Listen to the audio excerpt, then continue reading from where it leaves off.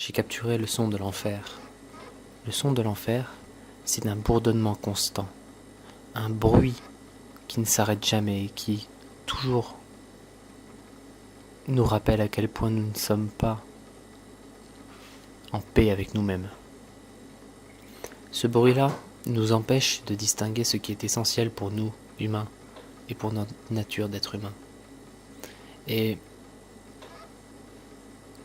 il nous permet quand même, pourtant, de distinguer des cris, des bruits, des étranges petits gloussements, des étranges cris.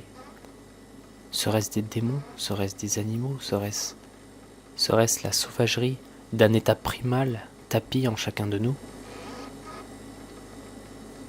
Ces petits gloussements arrivent d'une manière irrégulière, éclectique. Elles n'ont pas beaucoup de sens, elles perdent leur sens. Ont-elles déjà eu un sens?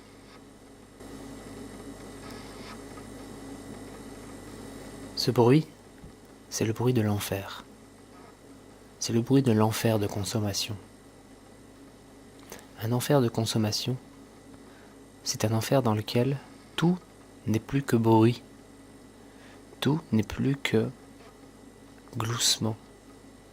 Cet enfer de consommation permet à l'être de satisfaire chacun de ses plaisirs, s'il en est, de manière à ce que chacun de ces plaisirs ne devienne plus des plaisirs, mais des objectifs.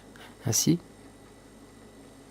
chaque gloussement démoniaque, chacun de ces cris démoniaques est comme la transformation d'un prérequis à l'existence d'un être qui ne demande qu'à être, la transformation de celui-ci en un désir, un besoin. L'enfer de consommation, c'est l'enfer qui emprisonne l'être par l'intermédiaire de la transformation de ses propres plaisirs en l'objet de désir de ces êtres.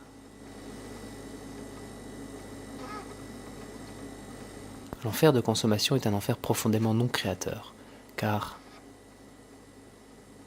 il est vide. Il est vide et doit être entretenu, on doit y mettre des choses, sinon il perd sa fonction. Ainsi, ce qui fait qu'on adhère à l'enfer de consommation, eh bien, c'est le fait que on nous donne des produits déjà tout faits, déjà transformés, déjà industrialisés, à mettre à l'intérieur de nous et qui prendront une place dans notre esprit de manière à ce que cet esprit fait de bruit et de gloussement puisse se donner l'impression d'avoir réussi son objectif,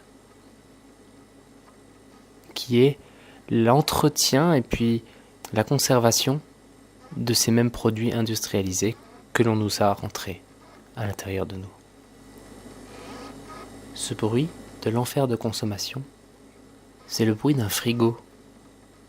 Oui, vous l'avez bien entendu, d'un réfrigérateur. Et pourtant, il n'existe pas dans votre maison de meilleurs outils, de meilleures machines pour représenter la société et l'état d'esprit des humains d'aujourd'hui que le réfrigérateur. Nous sommes devenus, pour la plupart d'entre nous, des réfrigérateurs perdus dans l'enfer de consommation, que ce soit par l'argent, que ce soit par les plaisirs qu'elle nous offre. Nous nous sommes perdus dans une fonction qui n'est pas une fonction d'être humain. C'est une fonction de machine. La fonction d'entretenir et de conserver les produits industrialisés qu'on nous carre à l'intérieur de nous sans avoir prononcé ne serait-ce qu'une seule notion de consentement ou de vouloir. Depuis notre prime jeunesse, on nous fout des plats, des connaissances, des savoirs, des musiques, des séries, des idées, des idéaux par rapport à la vie, des rêves dans la tête. Et cela contre notre gré. d'une manière à ce qu'aujourd'hui, notre seul objectif de vie commun, de vie commune, est devenu l'entretien de ces mêmes produits transformés, la conservation de ceux-ci. L'enfer de consommation, vous l'avez bien compris, c'est un enfermement. Enfer et enfermement, c'est le même mot. Nous sommes enfermés dans une fonction qui n'est pas la nôtre, dans une fonction qui n'est pas une fonction digne d'un être vivant, en tout cas digne d'un être humain.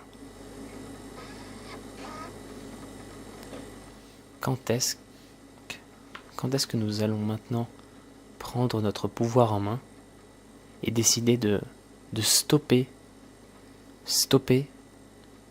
notre recherche éclectique et complètement folle de ce que l'on nous a rentré dans le crâne? Quand est-ce que nous allons enfin surpasser ce sentiment d'être systématiquement en marge de notre propre existence? Quand est-ce que nous allons arrêter d'être... Quand est-ce que nous allons stopper cette passion d'être un réfrigérateur et de ne vivre que pour la conservation